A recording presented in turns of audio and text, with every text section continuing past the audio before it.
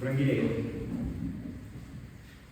visada, kad ateina šis metas ir yra skaitinys iš Evangelijos pagal Joną apie vestuves Kanoje, aš vis stebiuosi, kiek kartų tai skaitau, vis kažką atrandi naują.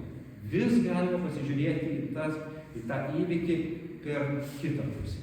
Tai nežinau, aš galbūt kokį 5. pamokslą tikrai sakau iš šitos vietos. Tai šiandien pabandysime pasižiūrėti dar iš vieno kampo. Vestuvės, šventė, gyvenimo pradžia, 2 šeimos susitinkančios džiaugsme. Draugai, giminės, muzika, juokas, viltis. Vestuvės tai ne tik paprotys, tai pažadas. Bus gyvenimas, bus ateitis, bus džiaugsmas. Ir štai pačiame šventės įkarštyje nutinka tai, ko niekas nenori. Apie tai net pagalvoti nesinori. Baigėsi vynas. Tai skamba paprastai, bet iš tikrųjų tai didelė problema. Tais laikais tai buvo ne tik nepatogumas, tai buvo gėda. Mano ir šiais laikais tas pats.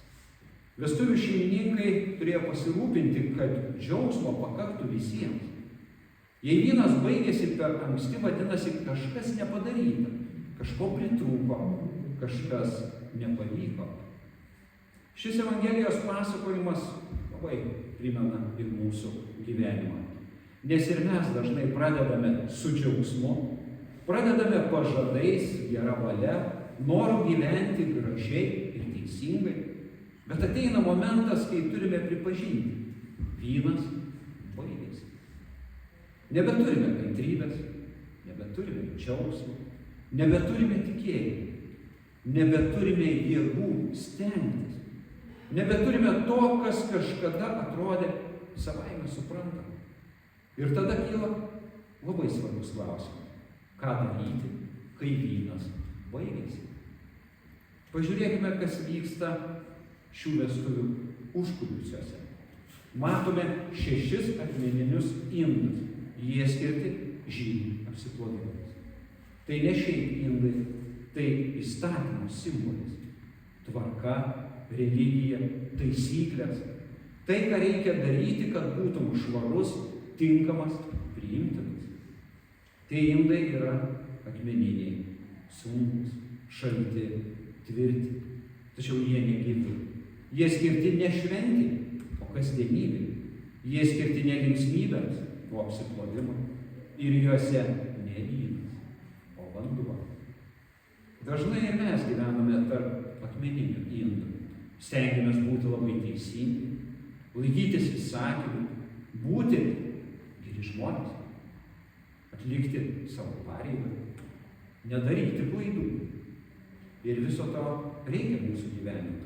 Bet problema yra tai, kai tikimės, kad vanduo savaime virs vynu, kad pareiga pagimdys džiaugsmą, kad pastangos sukurs gyvybę, kad teisingumas užpildys tuštumą širdyje.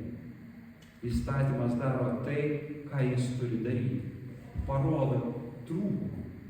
Jis sąžiningai pasako, vynas baigėsi. Jis nepadeda jo sukurti, tik atskleidžia, kad jo trūksta. Įstatymas yra kaip veidrodis. Parodo, kas ne taip, tačiau jis nepakeičia. Nepakeičia. Bet juk galėtų.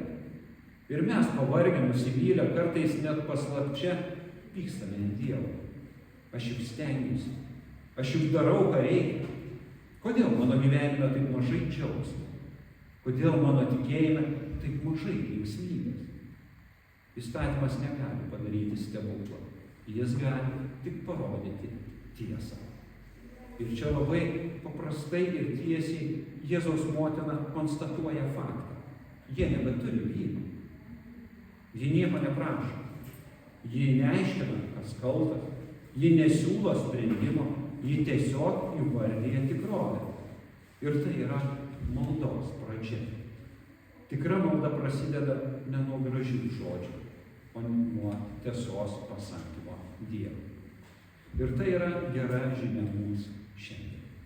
Dievui nereikia, kad mes jam atneštume sprendimus. Jam nereikia, kad mes apsimestume stiprus. Jam reikia, kad pasakytume tiesą. Viešpatie, mano vynas baigėsi. Mums reikia pripažinti tiesą. Pirmiausia savo, o tada išsakyti ją Dievui. Ir tai pakeis viską. Jėzus nebara. Jis nesako, pats kaltas. Jis neieško atsakingų. Jis ima veikti. Jis liepia pripildyti indus vandens. Tarnai paklūsta. Jie daro tai, kas liepia. Bet labai svarbu suprasti, tarnai nesukuria stebuklų. Jie tik atneša tai, ką turi. Vandenį. Visą kitą padaro Jėzus. Ir štai vanduo tampa vynu. Ir ne bet kokį. Stalo prievaizdą sako, tu laikei gerąjį vyną iki šiol. Tai yra Evangelija. Dievas neduoda mums to, ką užsidirbame. Jis duoda tai, ko mums labiausiai trūksta. Jis ne tik užpildo trūkumą, jis perkeičia. Jis duoda daugiau nei tikėjomės. Geriau nei galėjome įsivaizduoti. Tai atsakymas į klausimą, ar Dievo meilę reikia užsitarnauti. Jei ją būtų galima užsitarnauti, Jėzui nereikėtų daryti stebuklų. Užtektų daugiau pastangų. Bet Dievo kelias malonės kelias. Apaštalas Paulius sako, jūs esate išgelbėti malonę per tikėjimą. Ir tai ne iš jūsų, tai Dievo dovana. Tas pats principas kartojasi visose Evangelijose. Paklydėlis sūnus grįžta tikėdamasis būti bent tarnu, bet yra priimamas į šeimą. Muitininkas ateina be jokių nuopelnų ir išeina išteisintas. Nusikaltėlis ant kryžiaus nieko nespėja padaryti, bet išgirsta, šiandien būsi su manimi rojuje. Samarietė gauna gyvąjį vandenį dar prieš pasikeisdama.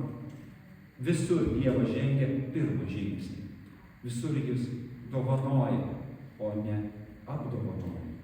Visur malonė eina pirma, o gyvenimo pasikeitimas po to.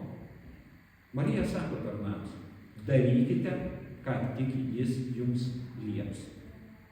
Neužsitarnausite, nepasistengkite, bet pasitikėkite. Tikėjimas nėra neveiklumas, bet tai ir nėra bandymas užsidirbti. Tikėjimas tai pasitikėjimas, kad Dievas padarys tai, ko aš negaliu.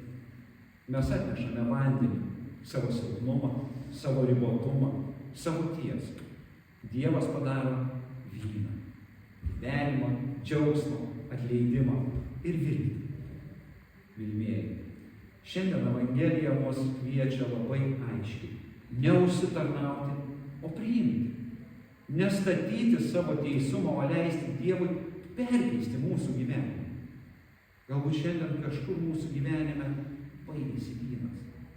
Gal santykis, gal tikėjimai, gal širdyje. Evangelija sako, Jėzus yra čia. Jis nekaltina, jis perkeičia. Priimkime, leiskime jam padaryti tai, ko patys negalime. Ir tada gyvensime ne iš pareigos, o iš dėkingumo.